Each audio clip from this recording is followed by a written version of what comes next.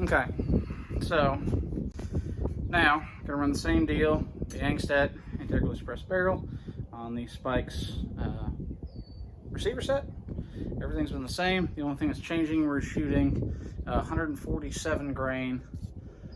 This is lead core jacketed subsonic rounds. These are Remingtons. They are doing 945 is what they advertise their muzzle velocity. I haven't chronoed them, but that is what Remington advertises these as. So we're gonna run those in both guns and try to get somewhat of a direct comparison. So loaded fine, let's see how she shoots.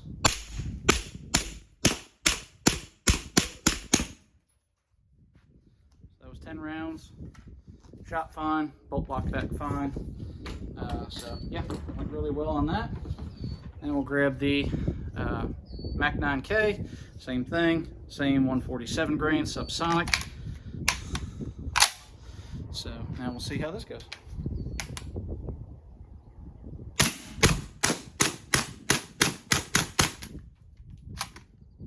So yeah, right off the bat,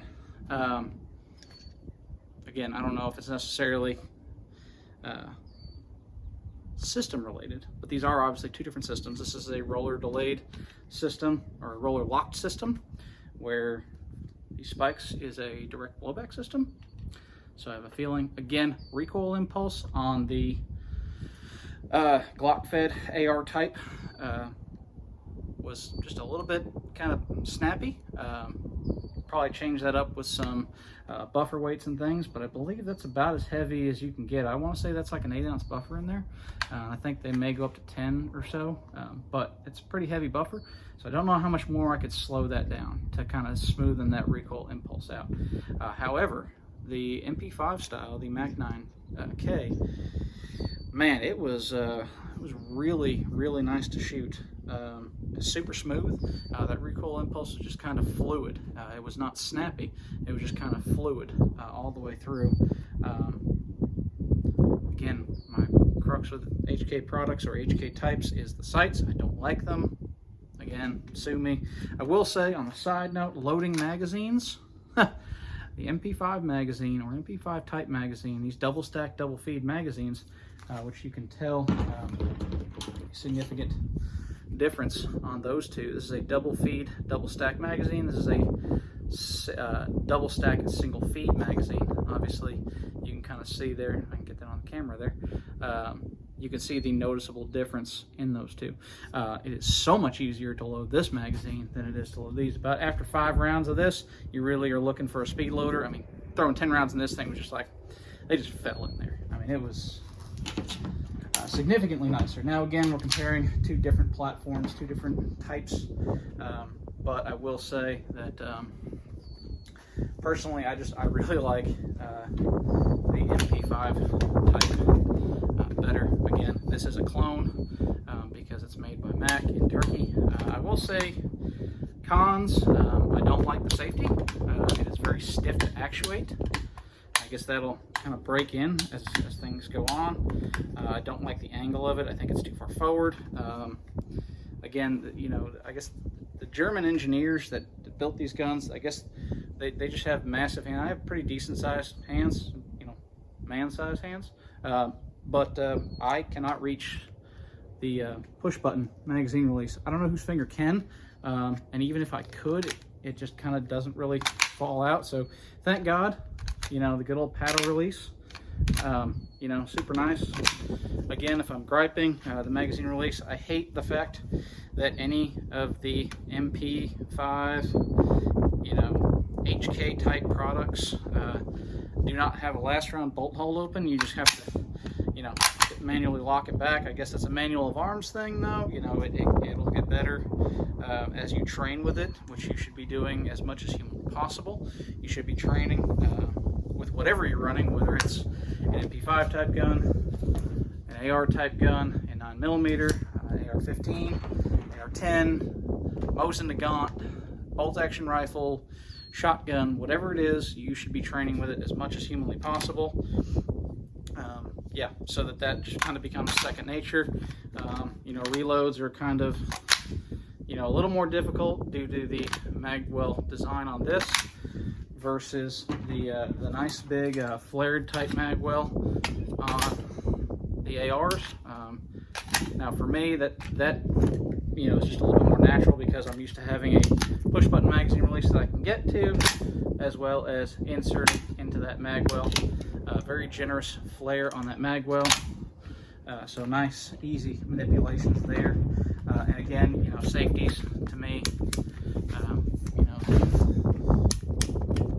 AR type safeties are just more natural to me. That's what I've kind of always gravitated towards, is AR type products. So yeah, I know I'm kind of going off a little bit here, but yeah, I mean, I guess, you know, the AR types, you know, you have to have a buffer tube back here. You know, you can buy the folding adapters, you know, and some of them you can get, you know, the short recoil systems on some of these newer ARs, where, you know, with the HK products or HK type products, clones, things like that, you can shoot this with the brace or stock, either in the folded or extended position. Doesn't really make sense. If you have it there, why would you not just shoot it with it out? But you can if you needed to. Quick shot, you can just kind of crack one off real quick if you needed to, or crack a couple rounds off real quick if you needed to. But yeah, I'm really going off on a little bit of a tangent here. But anyway, so yeah, it's you know, people say that this is a really fine, refined system. As far as these sights, I again don't care for them at all. We do have a claw mount that goes on here with a optic on top, as well as I'll be replacing the handguard with the SD handguard to go along with this can. By the way, after, you know, a pretty decent amount of rounds, I can open that or get that can off relatively quickly. So good on Yankee Hill for having a can that dissipates heat pretty well. And again, I'm locking the bolt open. I'm not shooting a ton of rounds through it, but the can's dissipated heat pretty well. So yeah, I really like the can. You know, it's pretty quiet, especially with subsonic ammo. You know, it's just a really nice design. That can, I believe, is actually rated up to 308 with 16-inch barrel, so you can't put it on your SBR. But you know, it's a pretty universal can for the most part, and you know, it's got a pretty decent MSRP as far as cans go. I'm actually gonna shoot 5 more out of this guy just because I can, and yeah.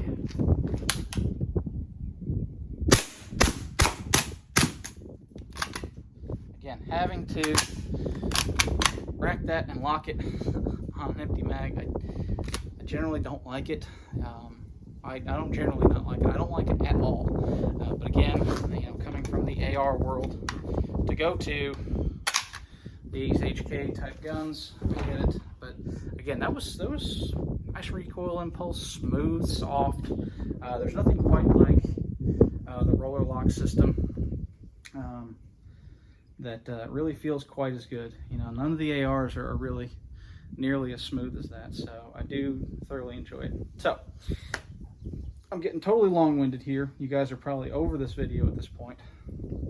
But yeah, I'm gonna do some more shooting videos. I don't really do necessarily review videos. I kind of review what I have or what I'm building for customers, things like that, because I'm just not that big a channel. Actually, I'm not a big channel at all.